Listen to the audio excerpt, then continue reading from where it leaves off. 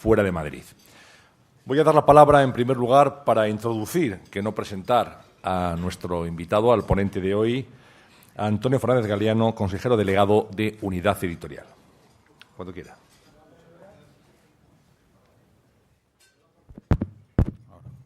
Muchas gracias, señora secretaria de Estado de Información, autoridades, queridos amigos.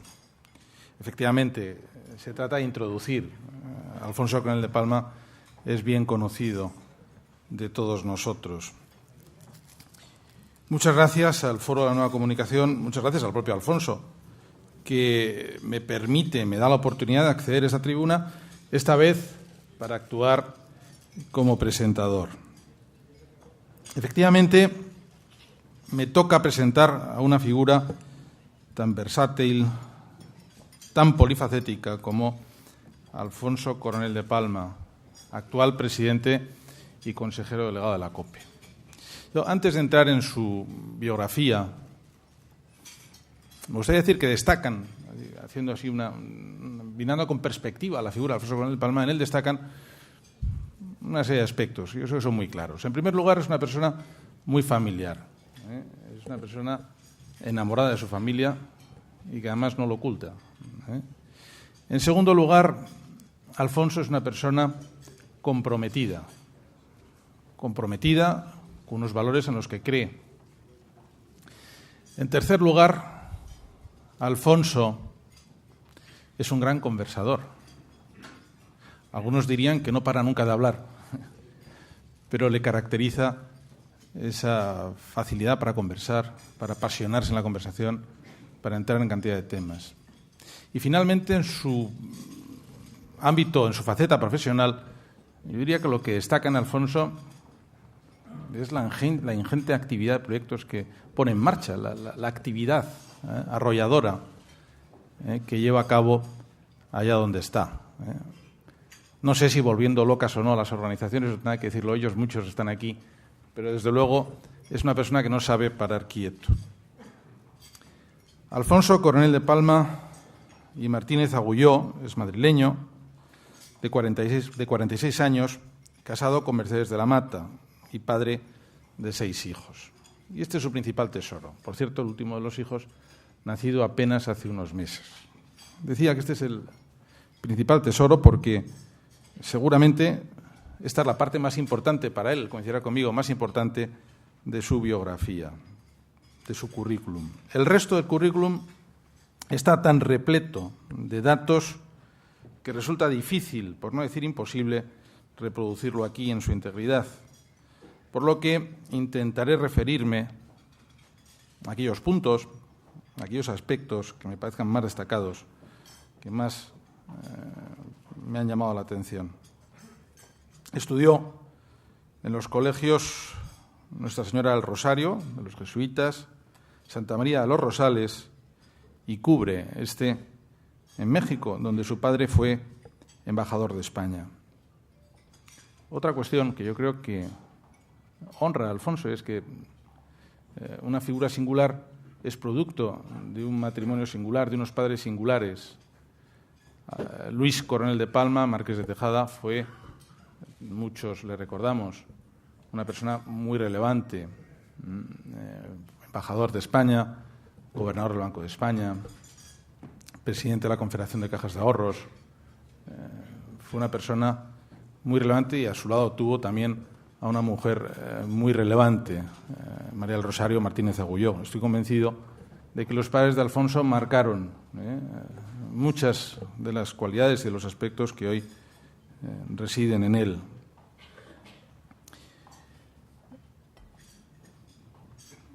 Estudió su carrera de Derecho en el CEU y se licenció en Derecho por la Universidad Complutense.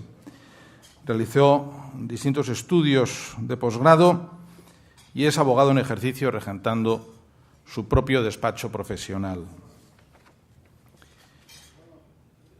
Hombre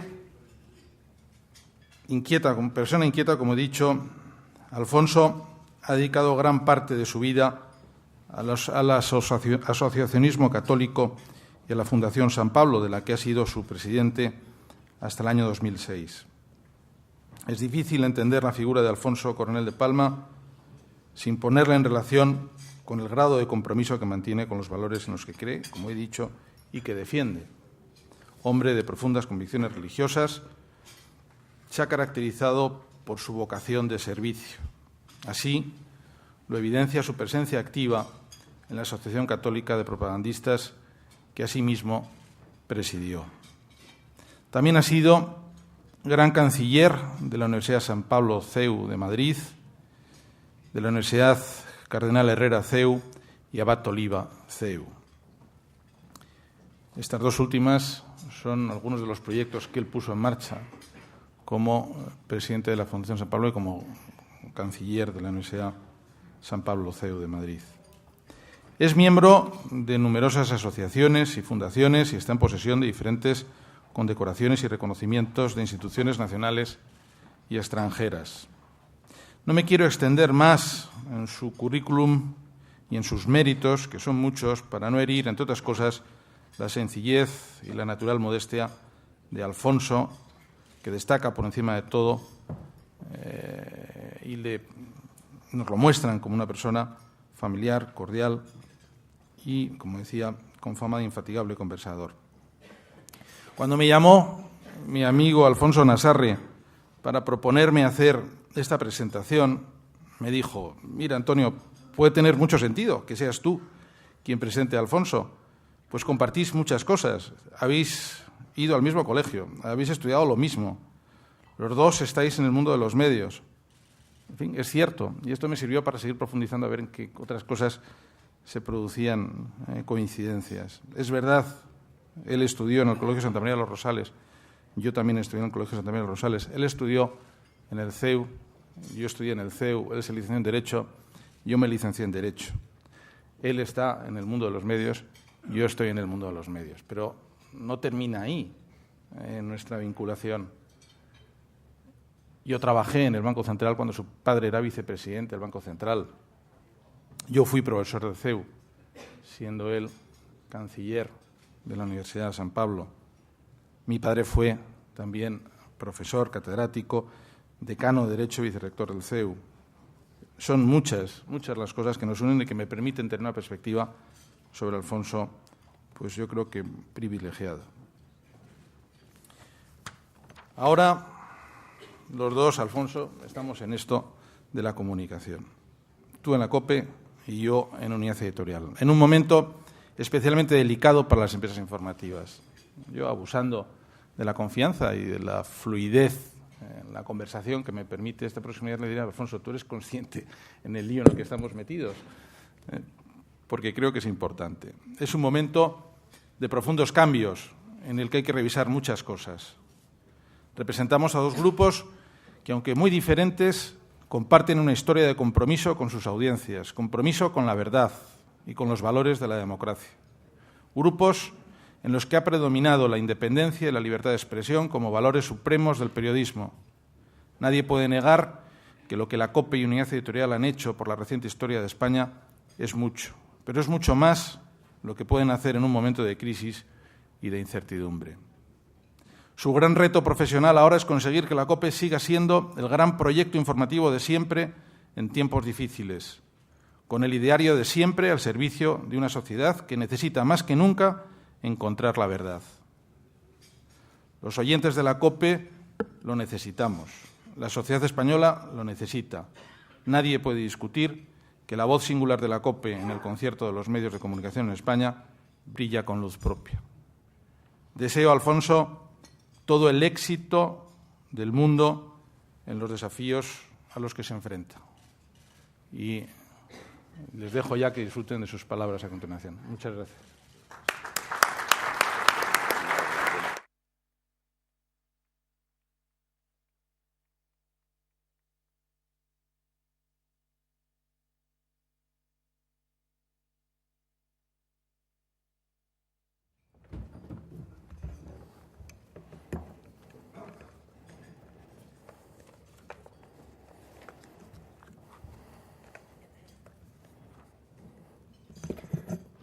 Excelentísima señora secretaria de Estado de Comunicación, don Ives Goicoechea, excelentísimas autoridades, queridos compañeros del Consejo, amigos todos. En primer lugar, quiero agradecerle a Antonio Fernández Galiano estas palabras. No lo digo de verdad, lo digo realmente inmerecidas, pero sobre todo que aún nos ruborizan, pues que ha plasmado. He de reconocer que cuando Alfonso Nassarre me dio esta alegría, ya que lo has citado, fue una alegría real el que Antonio me pudiese presentar por algo que yo creo que debemos de traer cada vez más a la vida democrática española, que es saber que aunque podamos estar a veces en proyectos, entre comillas, competitivos, digo entre comillas, a las personas nos debe unir lo que es fundamental en nuestra vida y construir juntos, dentro de la pluralidad y el respeto a la diversidad, los distintos proyectos. En ese sentido, no me toca a mí ahora hacer una presentación de Antonio, donde yo pues también me explayaría, pero he de decir que de él lo que le puedo decir, para que a usted le quede constancia, es que de casta le viene al galgo. Yo admiré profundamente a su padre y admiro profundamente lo que él está haciendo. Y me hace especial ilusión que sea Antonio quien me presenta, porque estas brevísimas palabras que voy a hacer van a ser muy, muy breves para que luego abramos el coloquio, que seguramente va a ser lo más interesante. Tiene una dedicatoria especial, y esa dedicatoria es especialmente a los gestores de los medios de comunicación.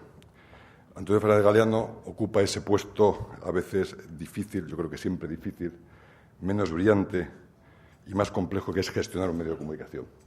Es el consejero delegado de uno de los más importantes grupos mediáticos españoles.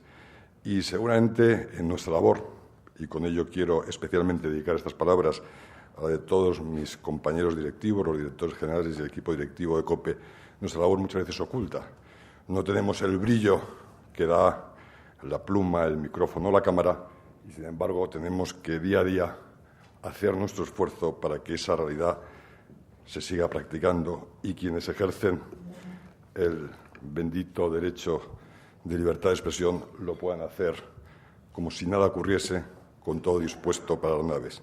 Me atrevería a decir que, haciendo un símil con todas las diferencias, pero también paralelismos posibles, somos esa intendencia tan necesaria para que los ejércitos puedan funcionar, a veces despreciada, pero yo creo que fundamental para esa realidad. Por eso, en la presentación de Antonio, veo también colmado, pues, insisto, todo ese grupo tan amplio de personas que tanto en radio, prensa escrita o televisión se dedican a la difícil gestión de los medios. Mi agradecimiento una vez más al Foro de la Nueva Comunicación y mi agradecimiento muy especial a ustedes, porque yo ya sé que en Madrid hemos pasado de que o desayunas o te dan un desayuno. Y yo ya sé que los que están aquí fundamentalmente es por amistad que tienen. Yo se lo agradezco, les pido disculpas. Mi madre, recientemente fallecida, y que agradecerá las palabras de Antonio, nos recordaba que en su casa había un lema, había más de uno, pero uno que nos recordaba era que el 11º es no molestar. Y yo, cuando vengo a este tipo de actos, me siento que incumplo el 11º y que les he molestado a todos ustedes. Pero no puedo más que pedirles disculpas y, de verdad, de corazón, darle las gracias. Hablaré brevemente, fundamentalmente, de uno de los sectores a los que nos dedicamos en el Grupo COPE, porque en el Grupo COPE, gracias a Dios, y como decía Antonio, seguramente porque son muchas las iniciativas que ponemos en marcha. Y digo ponemos porque el espíritu que yo tengo en las compañías es un espíritu profundamente colegiado, pues nos hace que nos hayamos metido en otras realidades, como es el campo de la televisión, como es, yo creo que el interesantísimo y todavía impredecible marco del ámbito de Internet, y también en haber ido construyendo otros proyectos radiofónicos junto con el proyecto de COPE Generalista, o estar muy orgullosos de, en la actualidad, tener en un ámbito tan importante para nuestra juventud como es la radiofórmula, la tercera radiofórmula, casi cercana a la segunda, del panorama radiofónico español. Pero centraré estas breves palabras más en lo que entendemos por COPE como COPE Generalista, como la radio informativa que ha dado y ha sido el sostén y seguirá siéndolo de todo este proyecto. Es cierto que COPE ha realizado, por distintas circunstancias y porque así ha dado lugar, un cambio profundo de su programación, en el fondo y en la forma, y lo ha realizado partiendo de la fidelidad a su propio origen, a su identidad y su razón de ser, construir una presencia cristiana solvente en el debate público, aportar la inteligencia de la fe, la mirada diaria sobre la realidad en todas sus dimensiones, política, económica, cultural y espiritual, lo que hablamos una mirada generalista sobre la generalidad de las cosas. No ha sido ni principalmente un cambio de algunos comunicadores, sino fundamentalmente un cambio de modelo, para intentar responder mejor a la misión que señala nuestro ideario en estos tiempos. Por otra parte, la radio es siempre una realidad viva y se realiza en circunstancias históricas cambiantes que requieren adaptaciones y formas nuevas de respuesta. Pensamos, sinceramente, que se había agotado un ciclo de COPE del que no abjuramos. Llevamos en la conciencia y en la memoria todos los pasos de nuestra historia, como un bagaje precioso y necesario, que, sin embargo, no nos ahorra el esfuerzo de la autocrítica ni de la audacia de ensañar nuevos caminos. En este momento histórico creemos que un medio como COPE no puede contentarse con defender una plataforma de valores comunes, sino que debe incidir en la cultura del nihilismo con una propuesta integralmente conforme a nuestro ideario. Y debe hacerlo con el método propio de una radio generalista y comercial, hablando de todo y con todos, para analizar y criticar todas las propuestas, asumiendo el riesgo diario de tomar postura desde su ideario, buscando grandes audiencias, porque nuestro anuncio ha dirigido a todos, manteniendo una independencia insobornable, repito, manteniendo una independencia insobornable respecto de los poderes políticos y económicos, sin que eso signifique equidistancia ni indiferencia, procurando servir a las necesidades de la gran comunidad católica española, pero sin olvidar la perspectiva misionera y, por tanto, el diálogo a campo abierto, que es propia de cualquier realidad cristiana que esté viva. Les indico alguna de las batallas de fondo en las que COPE se ha embarcado, se embarca y sigue presente, y en las que creo, sinceramente, que hemos sido una referencia para la sociedad española. La primera batalla es la de seguir manteniendo vivo un medio que establezca la información desde la búsqueda de la verdad y creemos que es esencial, la libertad para buscarla, ejerciendo, ante todo, la crítica responsable, pero insistiendo, manteniendo, porque así nos lo permite nuestra propiedad, una independencia total por cualquier interés partidista, económico, oligárquico. Seguimos en la batalla de la promoción de la cultura de la vida, en la defensa de la vida desde el ser concebido hasta el final de sus vidas.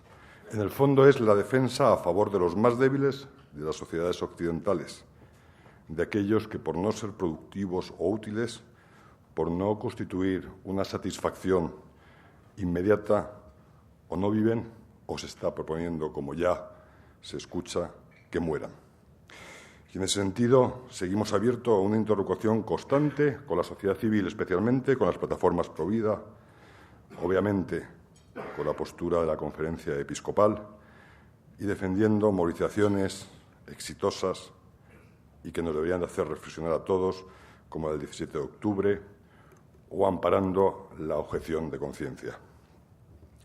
Seguimos insistiendo en la defensa de la libertad religiosa como un bien necesario en las sociedades democráticas y de una laicidad positiva, como son tanto ya los líderes de Europa que, con o sin fe, defienden esta postura. En ese sentido, nos preocupa la sentencia de Estrasburgo sobre los crucifijos, la futura ley de libertad religiosa y, muy especialmente, la denuncia de la persecución religiosa en el mundo. En ese sentido, nuestras últimas campañas, Egipto, China e Irak, han querido tener presente a aquellos que no pueden no solo disfrutar de su fe, sino que son perseguidos por ese hecho, aunque a veces los intereses económicos y egoístas del mundo callen sobre tanta vileza. La promoción de la familia, que seguimos creyendo que es la célula básica de cualquier sociedad. Y en ese sentido, nuestro despliegue para atender la misa de la Sagrada Familia el 27 de diciembre. La libertad de educación, en un trabajo sereno y constante por traer a una sociedad desarrollada como la española, con un alto nivel de vida, el principio de la libertad de educación, que creemos que puede desarrollarse más e intentando poco a poco ir modificando modelos que son ya arcaicos, pasados y más bien casposos. En ese sentido, seguimos preguntándonos por un pacto educativo que sea real, por una crítica de la educación para la ciudadanía, como toda crítica de cualquier atisbo de totalitarismo estatal, proceda de donde proceda, y fundamentalmente el apoyo a la iniciativa social en la escuela y el apoyo a la libertad de los padres en la educación, siguiendo presente algunos temas que debían empezar a ser abordados en el debate político y que se escamotean constantemente, como el cheque escolar y el cheque universitario. Entre otras razones, para aquellos que son más humildes, han nacido en distintos lugares de nuestra maravillosa España, puedan acceder a alcanzar los estudios que por su mérito y capacidad realmente les corresponda. Nos preocupa fundamentalmente la crisis, no solo la crisis económica, sino la crisis moral y la crisis social y política que vivimos. En este ámbito hemos querido extender en la ciudad y en el mundo la encíclica Caritas in Veritate, a veces, seguramente por no leída e ignorada, vilmente criticada. Los documentos, y especialmente la Conferencia Episcopal sobre la crisis económica y moral, la defensa de la sociedad civil como principio rector para la constitución de una democracia.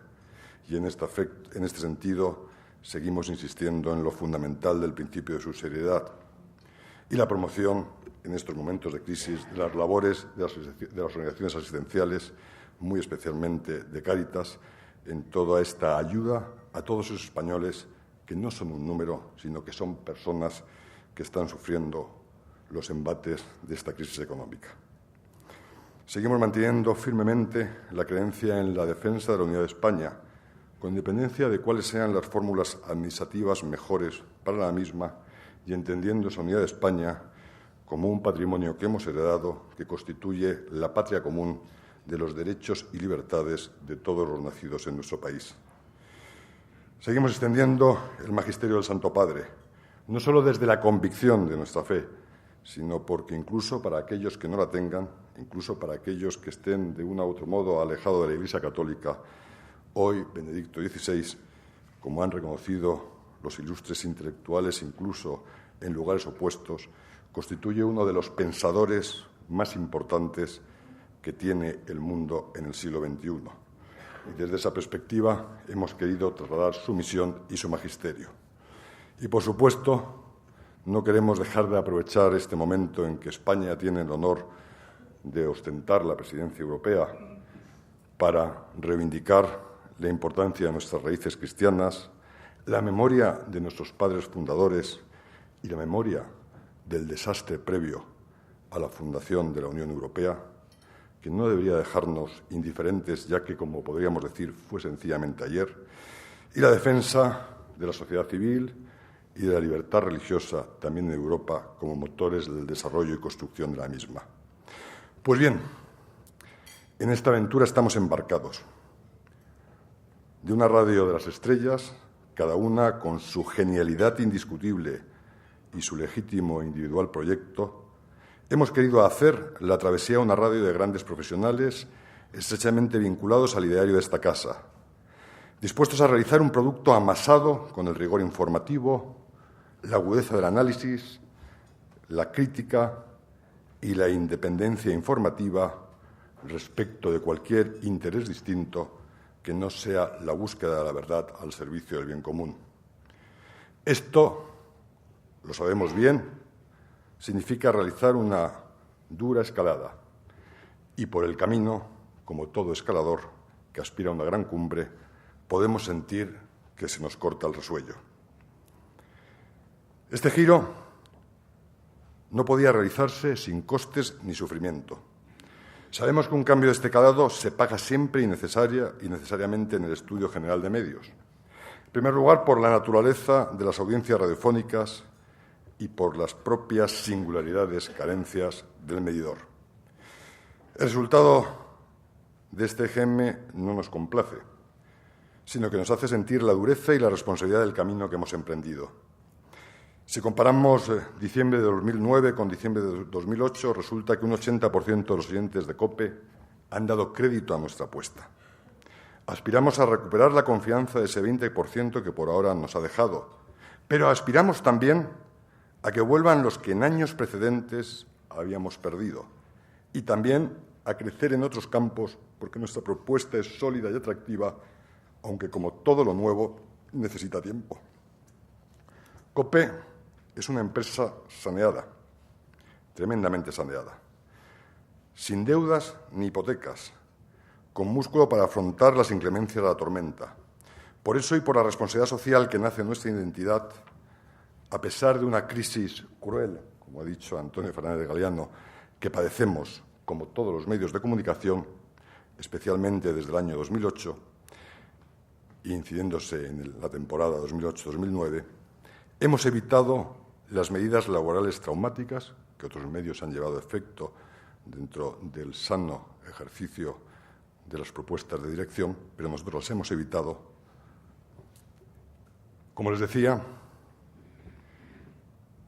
esta aventura se parece a una escalada, probablemente larga y fatigosa, pero COPE tiene detrás un pueblo, tiene un arraigo profundo en muchos corazones y muchos territorios de nuestra España, y tiene un conjunto de extraordinarios profesionales dispuestos a echar el resto porque, de verdad, esta aventura merece la pena. Y merece especialmente la pena en la radio que hoy podemos decir, como radio privada, más antigua de España con una misma propiedad. Es cierto que nuestros compañeros de SER tienen más antigüedad, pero sus propiedades dominantes han modificado. Estamos en época de siembra, de corregir errores, de ajustar productos, pero nuestro rumbo es claro. Sabemos que una radio, como decía antes, es un organismo vivo que se hace y rehace cada día, sin fórmulas rígidas, con la pasión por la realidad que nos provoca y el amor, fundamentalmente, al hombre y al mundo, que aprendemos e intentamos llevar a cabo con todas nuestras deficiencias, las mías especialmente, cada día en la pertenencia a la Iglesia que nos acoge. Muchas gracias.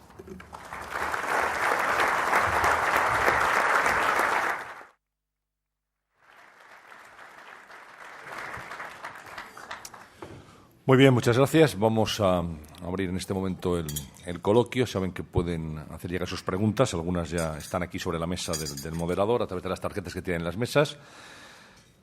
Señor Coronel de Palma, hablando de cifras, ¿cómo ha afectado la crisis al medio radio en España? Pues vamos a hablar de cifras.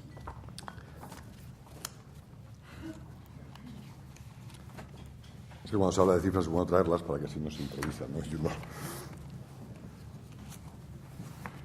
Pues vamos a comentar algo de cifras y de esta realidad que Antonio comentaba y que yo creo que es bueno conocerla, porque si no muchas veces se habla aquí de oídas, ¿no?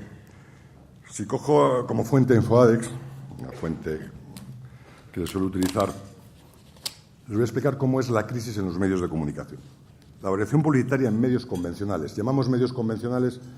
Aquí hay mucha gente de los medios, pido disculpas, que saben lo que voy a explicar, pero hay otra gente que no es de los medios. Entonces, un problema que tenemos cuando estamos en un sector es que damos las cosas como por sabidas. Pues hay gente que no las conoce y yo creo que hay que explicarlo bien. Medios convencionales todavía, efectos publicitarios, son el soporte de televisión, radio, prensa y revistas. Eso es lo que se consideran medios convencionales.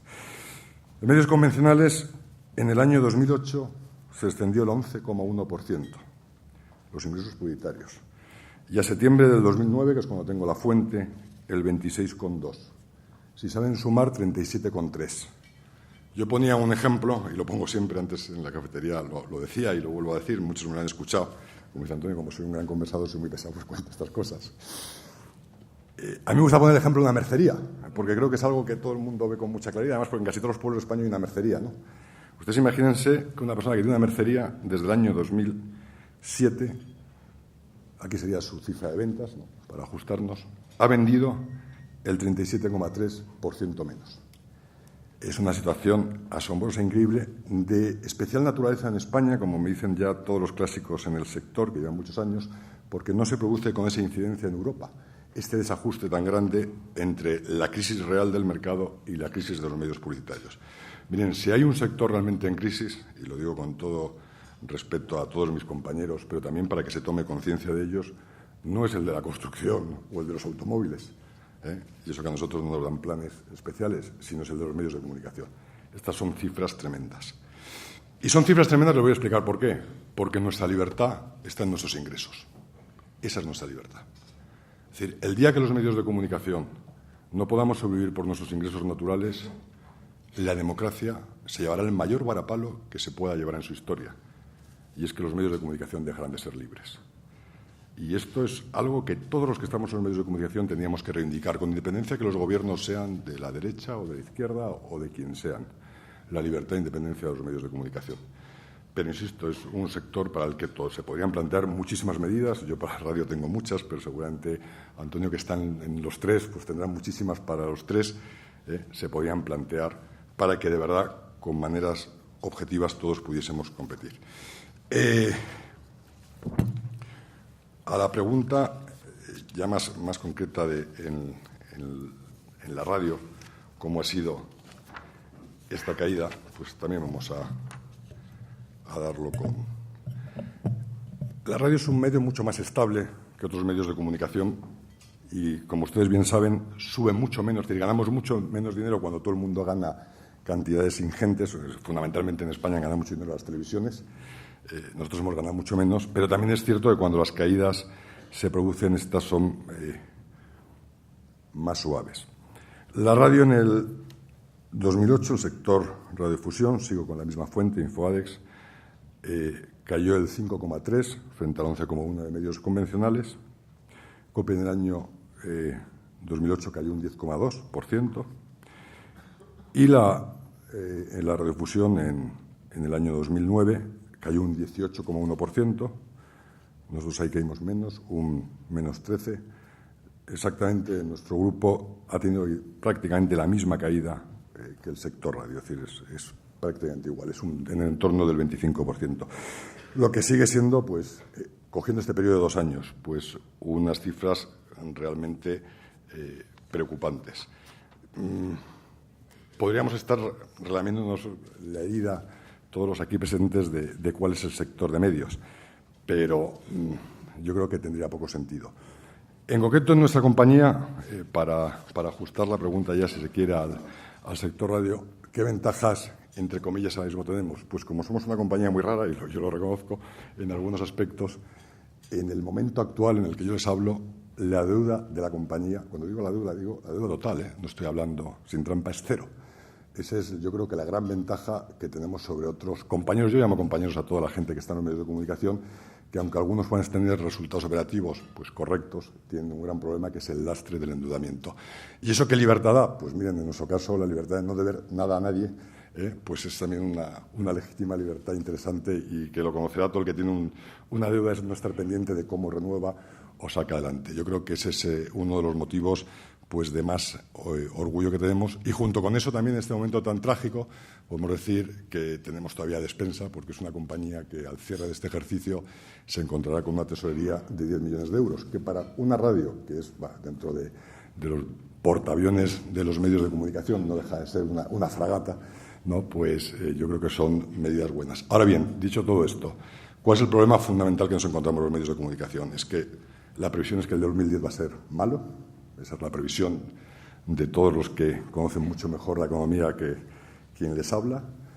Y la previsión de algunos organismos, cito por ejemplo Funcas, cuyo informe, como ha sentado muy mal a todo el mundo, debe ser que es un magnífico informe, pues ahí está. Y es que, con independencia de cuánto siga durando la crisis y la caída, es cuánto tiempo vamos a tardar en recuperar parámetros económicos parecidos a los que teníamos. Y esta es la verdadera realidad en la que yo creo que todos los gestores de medios de comunicación tenemos que atender. Hay un cambio de la realidad económica, hay un cambio de el panorama de la comunicación, esa realidad económica, y quien no quiera hacer los deberes, pues seguramente se puede encontrar con sustos, no en el 2010, en el 2011 y en el 2012. ¿Y cuáles son los deberes? Pues los que nos dedicamos a predicar todos los días en los medios de comunicación, porque nosotros damos recetas para los otros, pero para nosotros mismos parece ser que no nos suelen gustar. Solemos dar recetas al gobierno, a los dirigentes de otras empresas. Pues aquí hay dos vías. Una es cómo se ajusta a los mercados, o con los cierres, vía que yo creo que ninguno queremos, u otra, ajustando la realidad económica de las empresas y, por tanto, en las empresas de medio de comunicación, fundamentalmente del personal, porque somos empresas de servicios, a la nueva situación económica. Cuando yo pongo el ejemplo de los dos sueldos, cuando en una familia entraban dos sueldos, pues seguramente se vivía con mayor alegría. Y eso es bueno, no vamos aquí y eso es bueno. Pero si al padre de repente le falta un sueldo, la familia tiene dos vías. O acabar en la quiebra porque siguen viviendo con la misma alegría con un solo sueldo, o lo que se llama vulgarmente, que nadie quiere escuchar, pero yo creo que hay que afrontar, que es que todos nos tenemos que ajustar el cinturón. Y eso es una medida, lo digo para los medios de comunicación y lo digo para el resto de realidades de España, que seguramente no queremos vivir. Hablamos de la crisis, hemos dado el último dato tremendo del paro. Yo sigo diciendo que cuando hablemos del paro pensemos en una persona, no pensemos en un número. Tremendo el paro y nadie todavía es consciente que esa realidad y esa crisis está ahí. Se pueden establecer dos formas de una sociedad, una en la que todos nos ajustemos el cinturón, y digo todos, empezando por los directivos de las compañías, todos nos ajustemos el cinturón y seamos más conformes con esa realidad, u otra, donde acabemos construyendo un país de gente en la miseria y de otras personas extremadamente ricos que se aprovechan de esa situación. A mí esa segunda parte, pues reconozco que no me gusta. Hay varias preguntas que hacen referencia al mismo asunto. Débora Ramírez, de PR Noticias, le dice ¿qué recortes planea COPE para evitar un posible ERE? Además de recortar los salarios de los trabajadores, ¿se rebajarán también los sueldos de los directivos? Luis Marchal, del Plural. ¿Contesto esta? Bueno, como son tres, vale, le formulo las tres que son similares. Luis Marchal, del Plural.com, que de cierto en las informaciones sobre un presunto ERE en la COPE, que afectaría a 200 trabajadores. Y también Israel García Juez, de Diario Negocio, dice, ¿hay ERE o no hay ERE en la COPE? ¿Cómo están en la cadena capeando la crisis? Pues sí, son tres magníficas preguntas que van en el mismo sentido y que además me dan lugar para explicar las cosas, ¿no? Y que no. En primer lugar, COPE al día de hoy, iba a decir yo que levante la mano el que haya hecho lo mismo, al día de hoy no ha formulado ningún expediente de regulación de empleo. Y esto es muy importante porque a mí me sorprende desde que estoy en COPE el que COPE tiene una particularidad respecto al resto de medios de comunicación. Se la trata de un modo que no se le trata al resto de medios de comunicación. Es algo que no sé si cuando acabe mi periplo en esta compañía seré capaz de entender por qué o pasarán los tiempos y no entenderé por qué. Pero es sorprendente, porque yo viviendo al resto de los grupos de comunicación, e insisto, yo quiero el bien de todos los grupos de comunicación porque creo en la libertad y fundamentalmente porque creo que la democracia solo se construye desde una comunicación crítica, solo si no estamos sometidos a un totalitarismo formalmente democrático. Pero insisto, yo veo al resto de los grupos de comunicación y empiezo a computar los ERES que llevan, ERES cubiertos o no, encubiertos o no. Y digo encubiertos o no porque algunos tienen fórmulas societarias que les permiten ajustar cada una de las sociedades sin acudir a los expedientes de regulación de empleo, pero no dejan de ser formalmente esa situación. Y me quedo sorprendido. Y además no critico a esos gestores. Entiendo la dureza, la dificultad, el dolor, porque además conozco a muchos de los que lo han hecho y sé que no les es placentero. Pero me sorprende que nadie habla de eso. Es algo realmente curioso. Incluso medios de comunicación pues que hacen despidos masivos, cierres de algunos de sus centros y de sus concesiones y no se comenta. Y en COPE, que al día de hoy no hemos hecho ningún expediente de regulación de empleo, pues parece que están todos como muy interesados para ver si caeremos o no. Bien, ¿qué propuesta es? No la adelanto en exceso porque también hay que tener un respeto a las distintas mesas negociadoras. Pero ¿cuál es la propuesta que quiere hacer esta compañía? Pues la propuesta que quiere hacer esta compañía les va a sorprender a muchos de los presentes, pero creemos que es la más conforme con la realidad y con nuestra propia naturaleza. Es una propuesta de lo que llamamos vulgarmente ajuste de cinturón. Es decir, las compañías actuales tienen, por la previsión que hacemos a medio plazo, no a corto, no estamos hablando de actuaciones a corto plazo, y ante los informes económicos que antes citaba, hay dos situaciones. O reformas estructurales grandísimas de algunos medios. Seguramente a algunos no les quedará más remedio que ir por ese camino. Yo creo que en la radio no hace falta o no haría falta. si todos actuamos por ese camino, lo que implican despidos masivos y reestructuración de las compañías. O hay otro que creemos que es más acorde con la realidad económica que estamos padeciendo todos los españoles, que es fundamentalmente una compañía de servicios en el que un tanto por ciento fundamental de su presupuesto de gastos son los servicios personales o profesionales, constituyendo masa salarial y distintos servicios. La propuesta que nosotros hacemos es una propuesta de, ante esta crisis fundamental, una bajada, un ajuste de los salarios y de las retribuciones en cualquier fórmula, pero además un ajuste progresivo, de tal modo que los ajustes sean más altos por aquellos que ganan más en la compañía y más bajo en aquellos que ganan menos, sabiendo la dureza de cualquier medida tanto para los más altos o para los más bajos, o dicho de otra manera, predicando realmente con el ejemplo en este caso. Y también va en la misma línea, sin embargo, de hacer unos conceptos de participación, utilizo la palabra de beneficios de una forma laxa, no técnica, de beneficios de los trabajadores. Les voy a dar un dato. Yo tengo el honor de haber firmado un convenio con los trabajadores el anterior, esto nunca se pone, un convenio en el que los trabajadores de COPE participaban de los beneficios de la compañía y en los 2 últimos años que ha habido beneficios, los trabajadores de COPE han obtenido más beneficio que el accionista. Se ha repartido más beneficio a los trabajadores que al accionista. Yo diría que, por favor, aquellos que hablan de lo social, de los trabajadores, de sus derechos, pongan estos ejemplos y actúen más concretamente.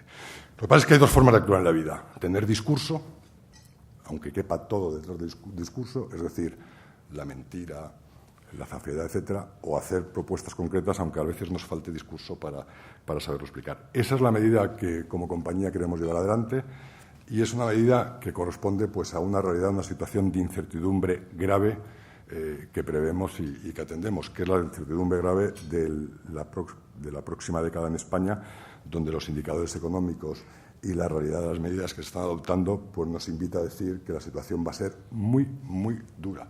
Y entonces nosotros preferimos más que todos vivamos un poco peor, y es duro los ajustes de sueldos, pero intentar evitar los despidos masivos, sin perjuicio de los ajustes puntuales que se pudiesen hacer, a esa situación tan difícil y tan dura que es poner a la gente en la calle, y sobre todo poner a la gente en la calle en este momento, donde no es solo un problema de estar en la calle, sino de poder encontrar un trabajo que pueda sustituir el anterior.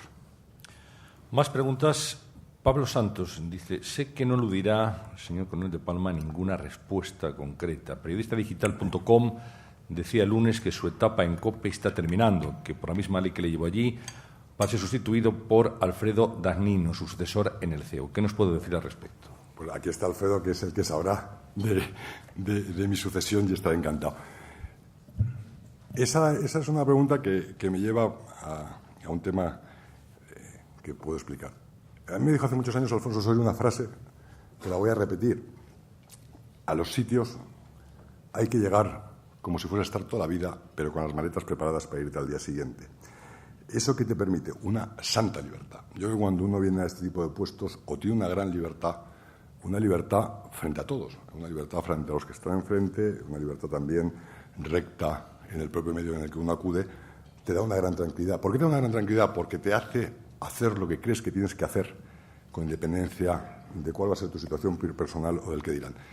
Como yo estoy fuera de la compañía desde el día que llegué, es decir, prácticamente, yo creo que a los 3 meses ya me habían echado, algunos políticos que por cierto ahora no están en activo, pero ya me habían echado, pues les han echado ellos, pero eso no pasa absolutamente nada, pues es la constante rumor. En los medios de comunicación mismos esa rumorología. Yo estaré aquí el tiempo que la propiedad quiera estar, lo haré con una gran libertad. Y además, no me gusta hablar de mí en particular, pero lo voy a decir también porque merece la pena decirlo. Yo creo que soy el único directivo que hay ahora mismo en España que fue incorporado a una compañía, en mi caso, con 42 años y 5 hijos en el mundo, y cuando firmó el contrato no tengo ninguna fórmula de salida. Es decir, si la propiedad a mí me dice mañana vete a tu casa, me iré encantado y percibiré exactamente 0 pesetas y lo haré feliz. ¿Esto qué me da? Pues me da mucha libertad, me da mucha independencia, me da también libertad para poderme dirigir mirando los ojos a cada uno y decir lo que tengo que hacer y actuar en cada momento del modo que creo más oportuno, más adecuado. Puede alguien pensar, eso es una situación privilegiada. No, yo creo que es una situación de libertad interior que te te propone o te hace esa cosa. Entonces, yo al día de hoy no tengo conciencia de mi sustitución, pero el día que se produzca, en cualquier momento, que es la decisión de la propiedad, estaré encantado. Nunca me voy a encaramar ni dificultar las decisiones que tenga que tomar la propiedad respecto a esta compañía. Dos preguntas también que hacen referencia al mismo asunto. Luis Marchal, del Plural.com, dice: el último EGM ha mostrado que la audiencia de la COPE ha caído de 2.100.000 a 1.500.000 oyentes.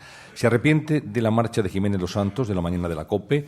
José Fernández Álava dice: ¿qué impacto ha tenido en las cuentas de la COPE la salida de Federico Jiménez Los Santos? Pues sí, vamos a contestar.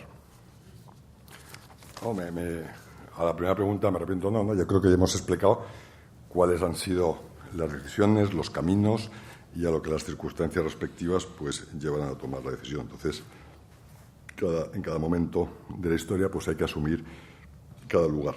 El impacto en las cuentas de COPE es el provisional, pero es prácticamente igual al que va a acabar de cierre. Son cuentas pendientes ya de su aprobación, pero serán, me iba a decir yo, que prácticamente iguales a las que se crean registros. Es fácil de comentar. Vamos a ver.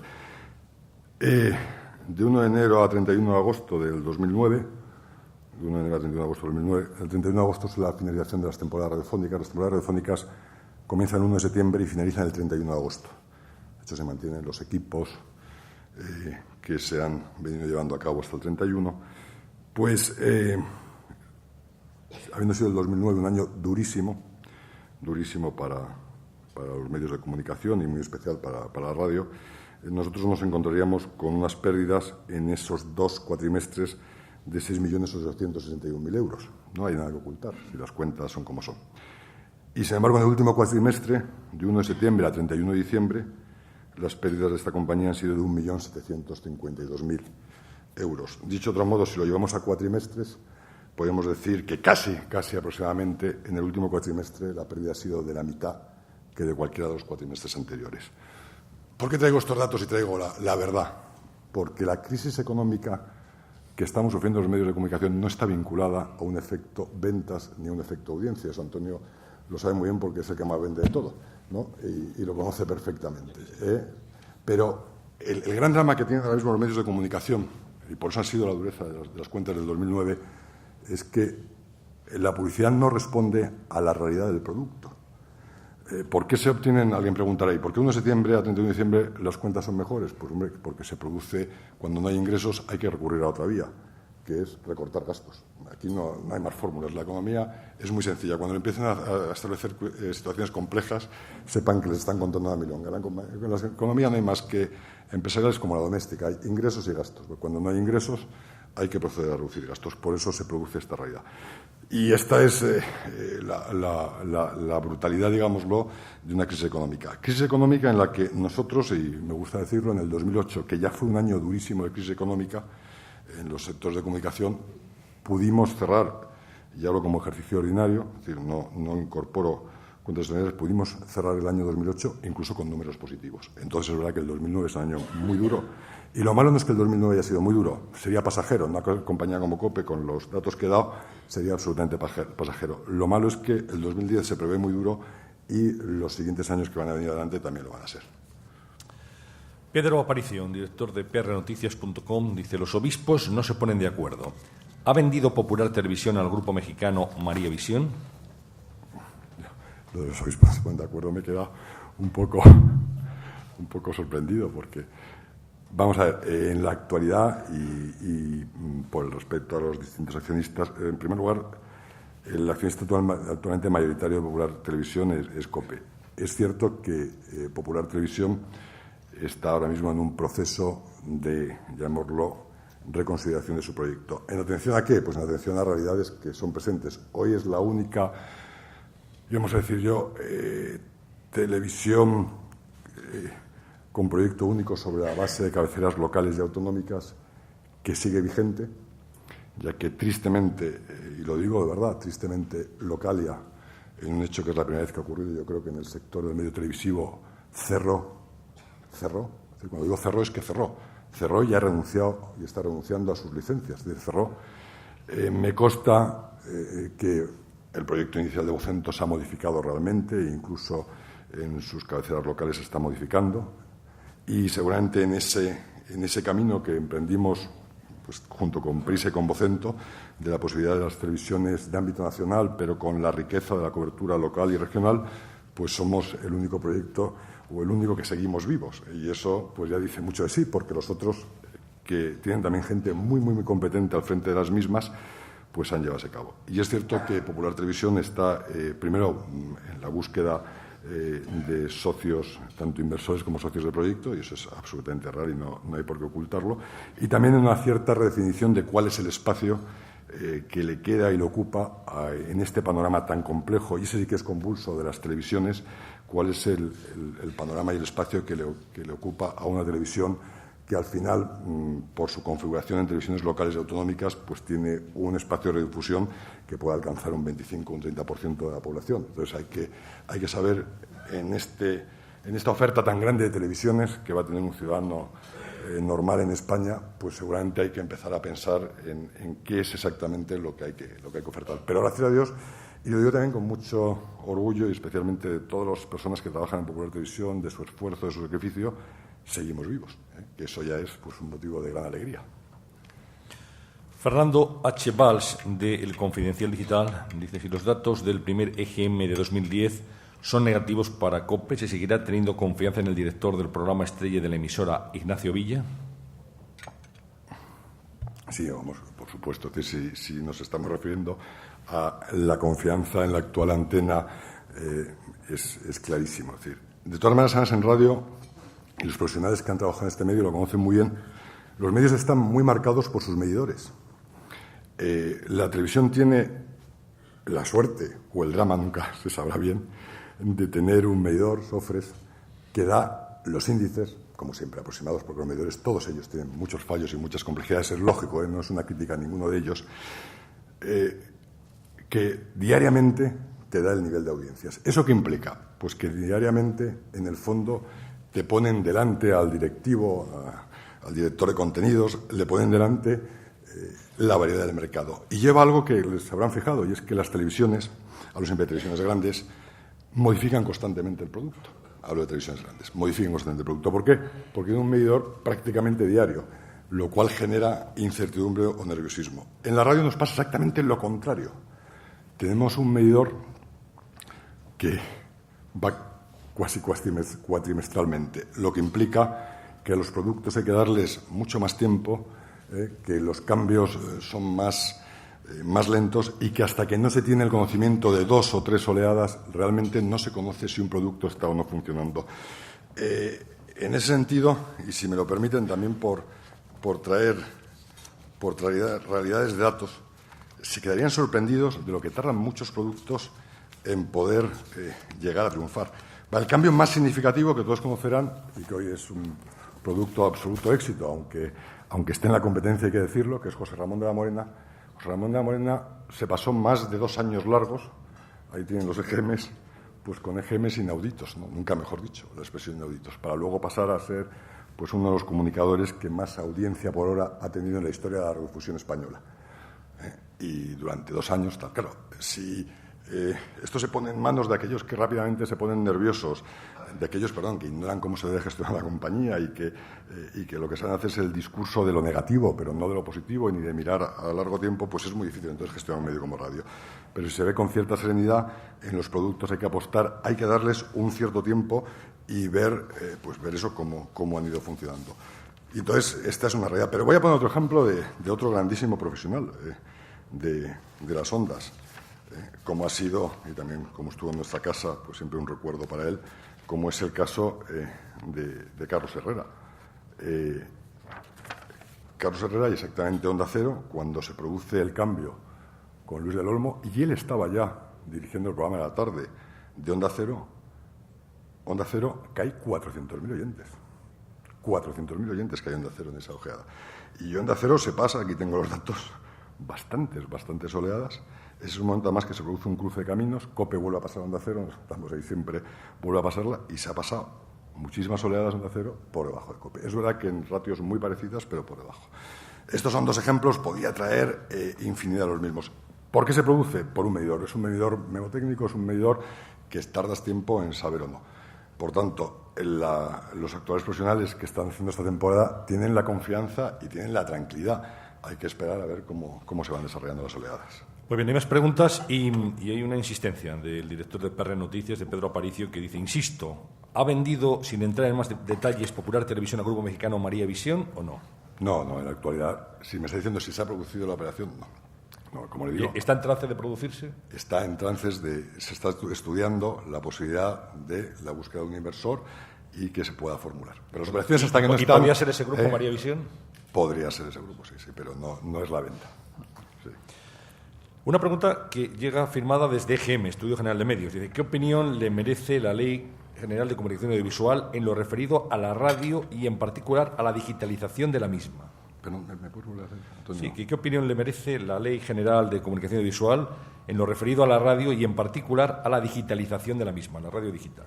Esto es para una conferencia. Para dar una conferencia. Vamos a ver, esto es como todo en la vida. Se puede ver viendo, la realidad que ha ocurrido, y dentro de lo que ha ocurrido, pues no te ha ido muy mal, ¿no? Y puede haber otra que es, de verdad, poner delante de la mesa política el sector radio. Y eso no lo aborda la ley. No lo aborda esta ley, no lo aborda el anterior gobierno y tal. ¿Por qué? Porque somos el único medio de comunicación que no atiende a la realidad estructural de España. Me explico. Somos el único medio de comunicación donde no existe realmente el concepto de la radio nacional, no hablo de Radio Nacional de España, donde al final tampoco está claramente establecido el concepto de radio autonómica y donde tampoco está claramente establecido, o mejor dicho, está solamente establecido el concepto de radio local. ¿Por qué cuento esto?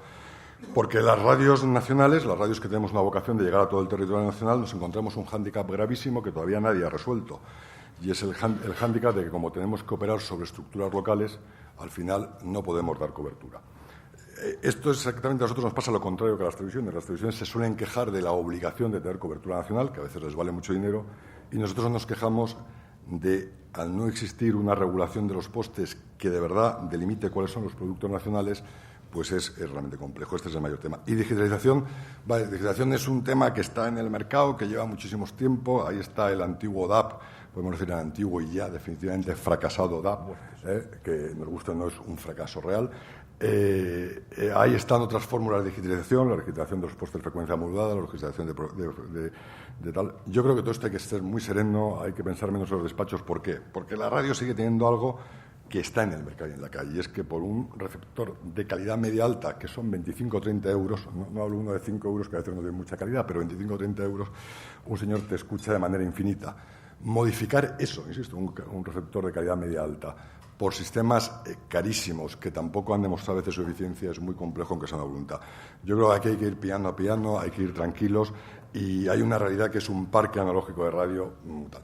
Y otro tema también que hay que plantear, y es que muchas veces los beneficios totales de los distintos procesos de digitalización no son tan claros frente a la radio analógica, que tiene criterios de calidad alta. ¿Cómo son, señor Coronel de Palma, las relaciones de la cadena COPE con el Gobierno en la actualidad y si han sufrido alguna variación en los últimos meses? ¿Cómo son, pues? Los de COPE, pues como han sido siempre, ¿no?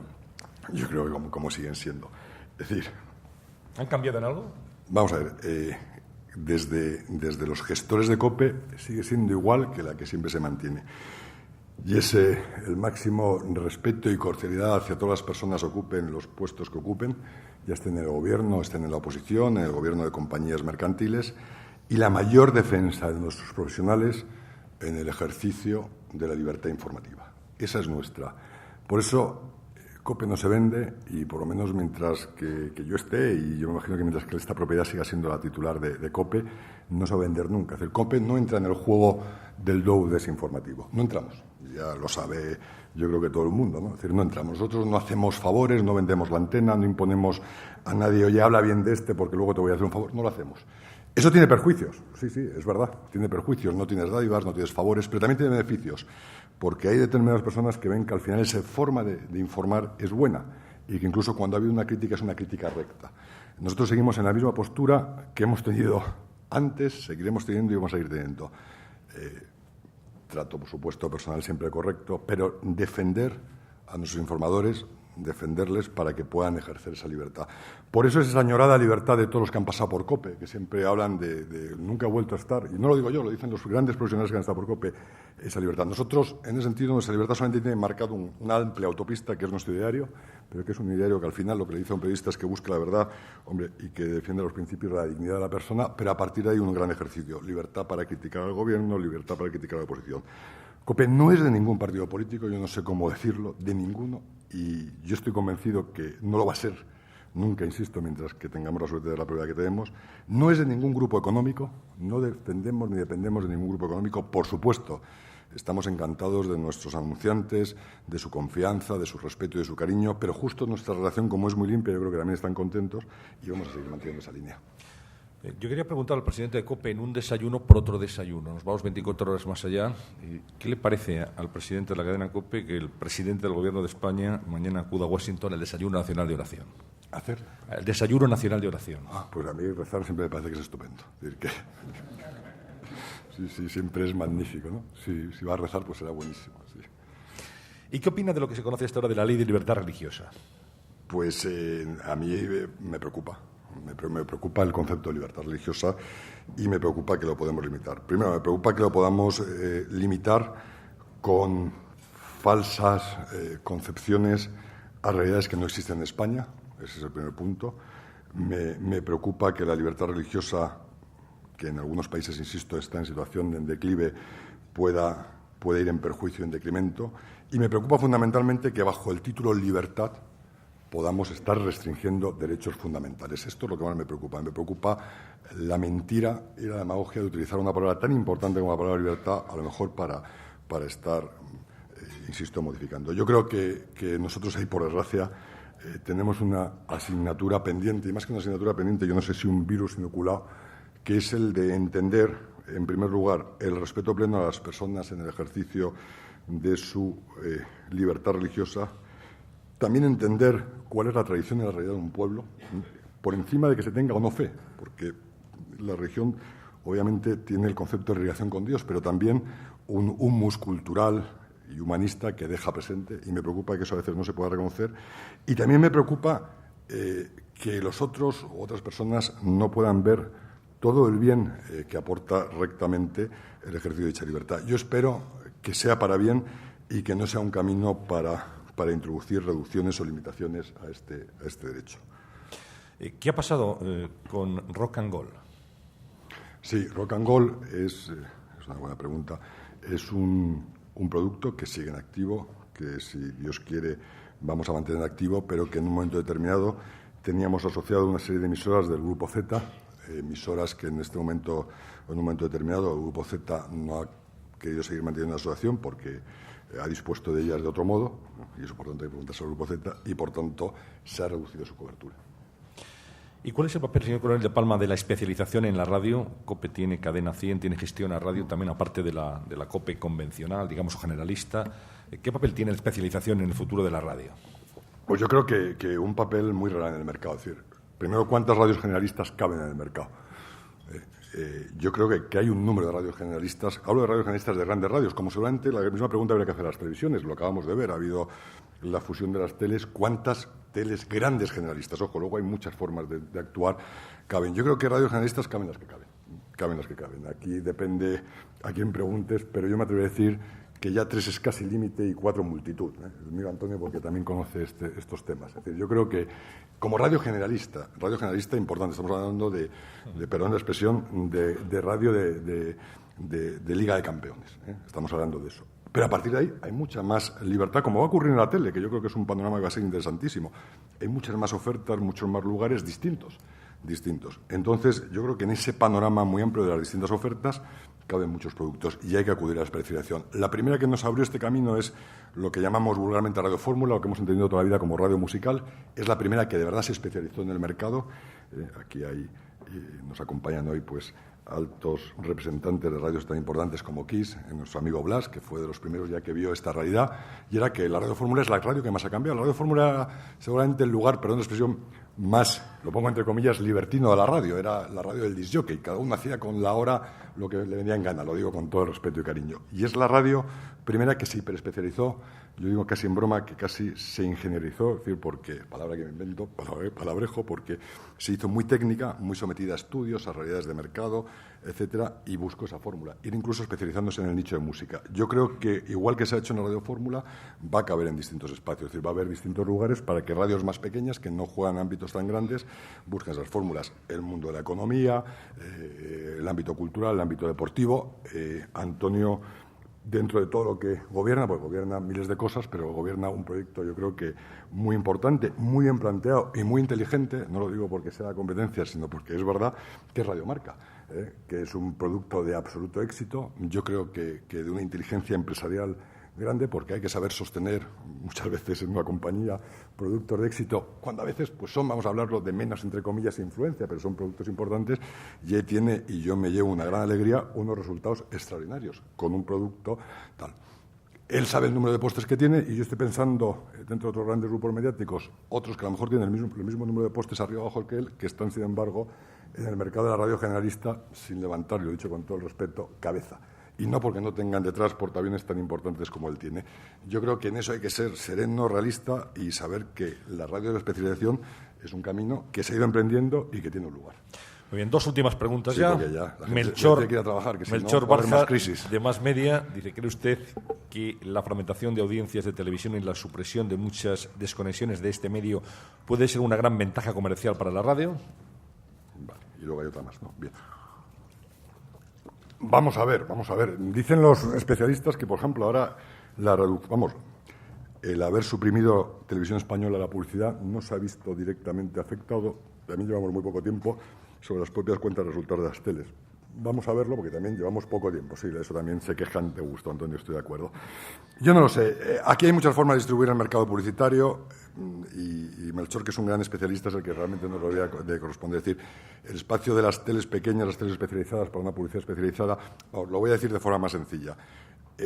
Si hay 100 en publicidad no significa que porque tú tengas una cuota 1 te llevas 1 de publicidad. No significa. La publicidad al día de hoy no funciona así. Si hay 100 de publicidad, sorprendentemente, se suele repartir proporcionalmente entre los grandes medios más que una pura cuenta de 3. Por eso, decir al día de hoy cuál va a ser la situación que se va a vivir con las desconexiones tal es complicado. Y yo creo que en este momento exacto no se trata tanto de una fragmentación de la tele como que se está redescubriendo el medio radio. Cuento una cosa muy breve. Miren, este es un dato impresionante que algunos me han oído muchas veces, pero que me impacta. España tiene el mismo consumo de radio que Estados Unidos. España no tiene el consumo de radio de Europa. Esto es un gran problema que tenemos ahora en el mundo de las multinacionales. España consume radio igual que Estados Unidos. Es decir, los tantos proporcionales de cuánta gente consume televisión, cuánta gente consume radio, son en España prácticamente análogos. Es decir, podríamos traspasarlos. Primer medio tele, segundo radio, con cuotas de audiencia igual. Porque la radio española es mucho más parecida a la radio americana, utilizada en Estados Unidos, pero podíamos irnos al cono sur, porque en toda América se produce el mismo consumo. Europa tiene otro consumo totalmente distinto de radio. En Europa, seguramente por la hiperestatalización de la radio, hay otra forma de consumir radio. Bien, digo que esto es un problema porque ahora me voy a ver por qué.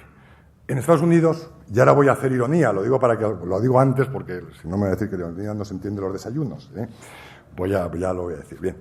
Estados Unidos, que ya saben que no saben nada los americanos de marketing, de venta, de publicidad, son unos ignorantes supinos, distribuye su publicidad de la siguiente manera. Primero televisión, segundo radio, tercero, si no me equivoco, prensa escrita y cuarto, dentro de los convencionales, periódicos. Pues no, estos son unos verdaderos ignorantes. En España, que somos unos sabios, al día de hoy distribuimos la publicidad.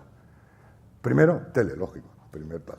Segundo, todos diríamos radio, no, prensa escrita. Tercero, este año parece ser ya que por fin va a ser cuarto, pero hasta hace poco ha sido revistas. Y cuarto, radio. Sorprendente, ¿no? Es decir, al segundo medio de comunicación pasa a ser el cuarto en distribución de publicidad. Yo creo que la radio se está redescubriendo. Claro, el mundo de las multinacionales a qué nos lleva, que muchas veces nosotros dependemos, como yo digo, de un señor que está en Bélgica, un señor que está en Holanda, un señor y que no conoce esta realidad y a veces sus propios asesores. Yo creo que la radio se está redescubriendo porque, no lo digo porque esté en radio, es seguramente uno de los medios más efectivos de publicidad por coste que existen. Y la última, Antonio. La última hace referencia, ya muy brevemente, la hace Javier Carro, ¿cuál cree que es el principal reto en este momento de la radio en España? Esta es complicada. Yo creo que el principal, y ya con esto finalizo, lo primero, Yo creo que todos los operadores de radio tenemos que estar unidos en la defensa de nuestros intereses, todos.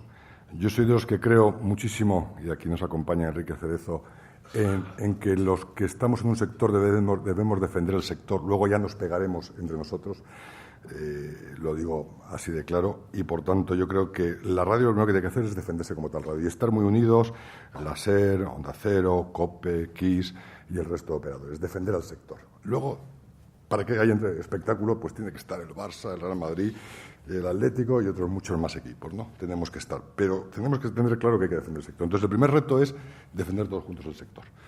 Es complicado, porque la única radio independiente, entiéndanme, independiente o que en su grupo lo más importante de radio es COPE, de las grandes.